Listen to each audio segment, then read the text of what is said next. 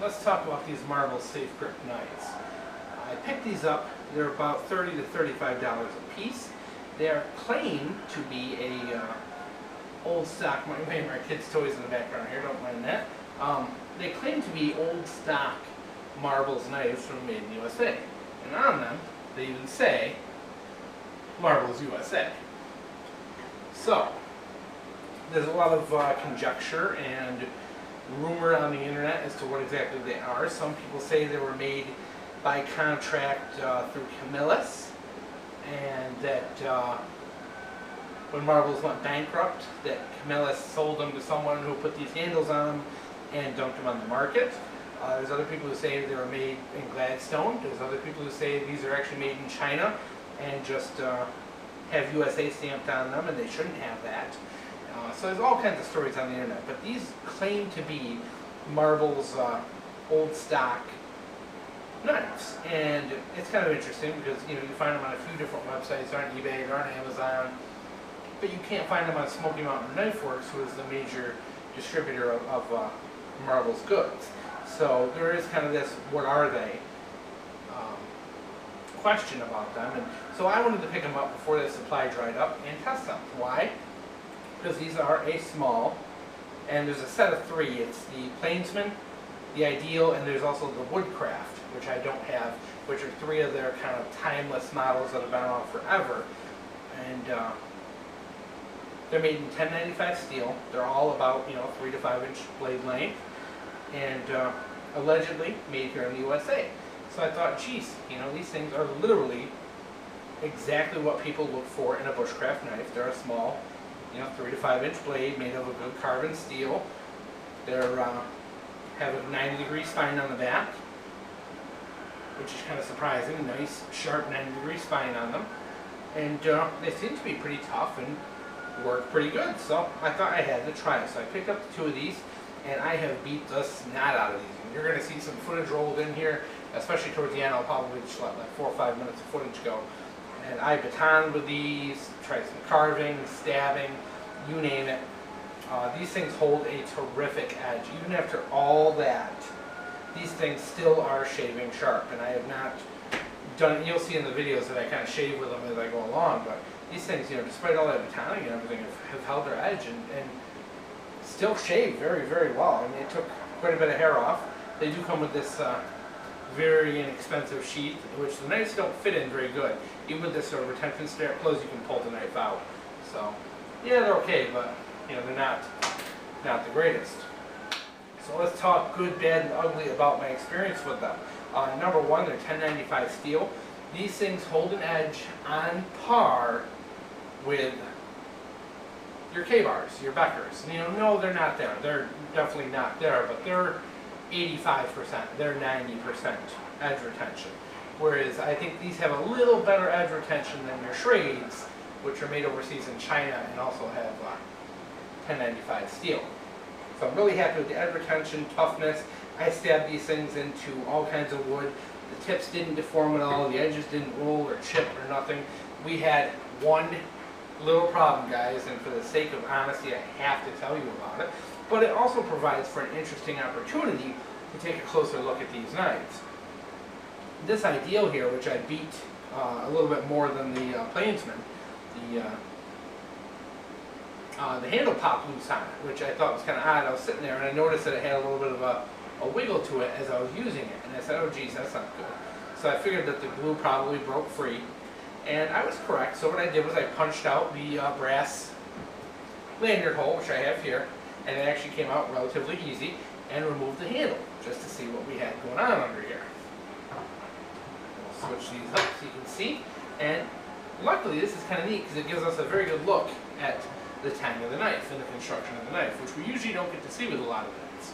So you can see it's got this little end here, which is where the lanyard tube goes in.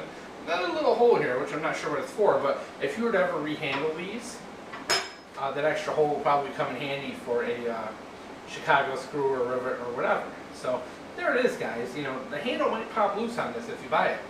To be very, very, very honest, it just might happen, and it happened to me. But I don't think it's going to be any major issue to fix. I think I'm just going to kind of coat the whole thing in a really nice epoxy and then put it all back together, and it should be good. You know what? And if the epoxy pops again, I'll glue it again. You know, this is a $30 knife. I'll do this all day. And eventually, hey, you know, who knows? I may rehandle it in wood eventually. You know, drill an extra hole or two in the tang and give it a little look-see. But I wanted to point that out, that that glue did pop, and I did pull that handle because I was just curious. I had to see, you know, and I'll hammer that back in later off camera. But overall, great experience with these, minus the handle issue, which there's your caveat. You know, you might have a little issue with these handles.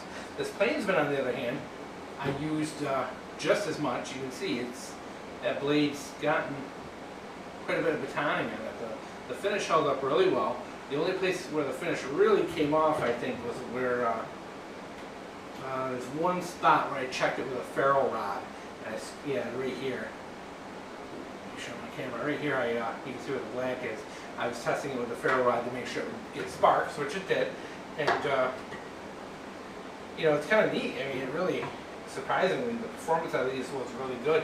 You're talking 90% of the Becker, which I did not expect. Did not expect at all. It's just, we got that little handle issue there, but I don't know. Is that a freak occurrence? Is that going to happen to all of these throughout time? I don't know. I'm going to fix it with glue. I assume it's never going to happen again. When I do look at it, I see a little bit of glue in this hole here, and I see a little bit of glue up here, but I don't see much along the tang at all. A couple little spots, so I think they kind of maybe skipped on the gluing, and that might be the problem with this one. But we'll see. We'll find out. You know, I might update you guys and let you know exactly what's going on with it. But these things are just, I just had to share them, guys. These things are really neat for the money, and at $30 a piece, I mean, not bad at all. I might even scoop up a couple more just to keep, because I think they're kind of neat. I particularly like the plainsman more than anything. I think this one, performance-wise, does a little better. That full flat grind, I think, did a little better with batoning and carving, whereas the ideal, you know, even though it's a really old pattern and really kind of neat, just didn't seem to perform as well. They're both, you know, they're very thick blades. They're very similar in length, just very slightly different, and they both held up fantastic to the beating I gave them, and you'll see that as I roll in the footage.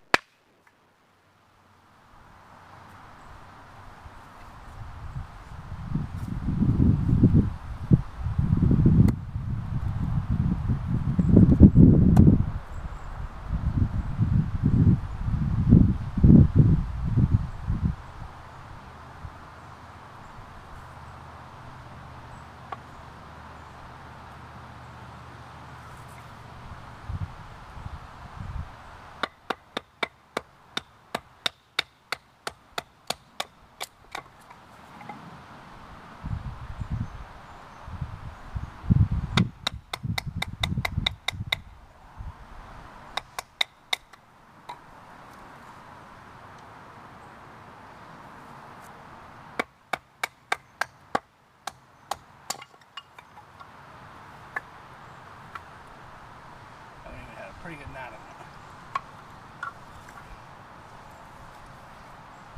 Buckthorn.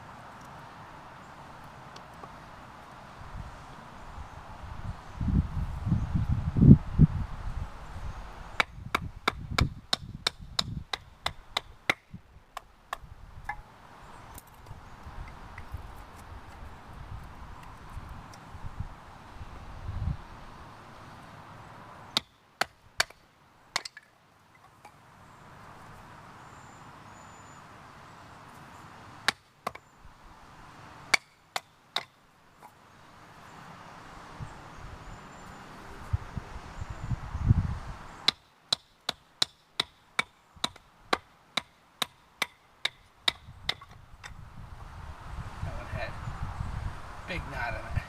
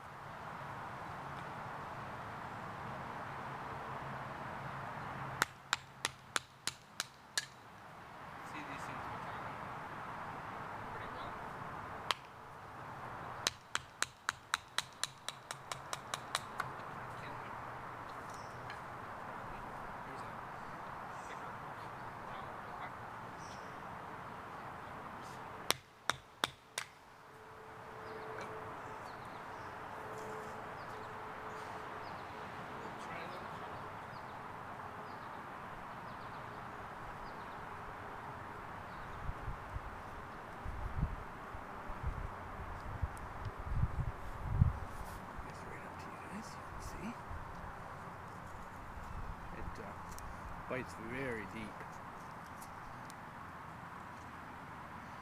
You definitely make feather sticks with it.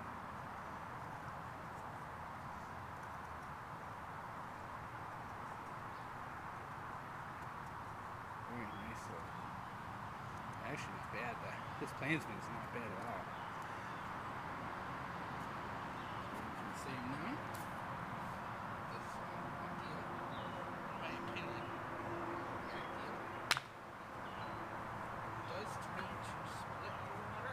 Because it is thicker, but it also tends to bind on the glue too, so it's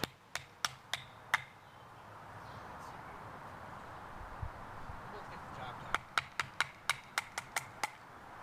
And these things are pretty nice for the money. The edge holding, you know, it's okay. It's on par with Schrade. No rolling, no twisting, no chipping. Edge held really nice. No problems with the edge.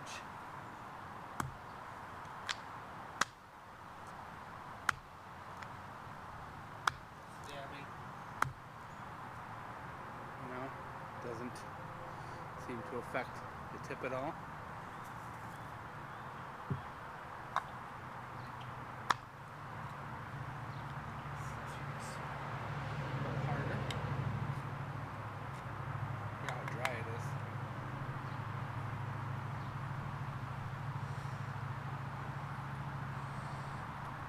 still. You know, these things work pretty good for the money there. About 30 bucks.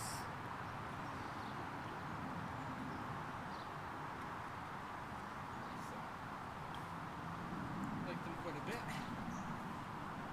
think they're fantastic. And if anyone knows what's going on when it comes to who actually made these, I'd love to hear it. But for the 30 bucks, you know, these things are great for the collection. The edge holding's pretty decent. You know, I've been finish wears off a little easy, but it's fine.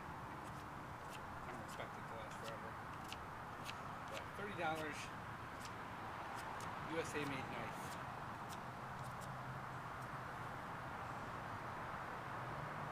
Top is the ideal, bottom is the plainsman, both about 4.5.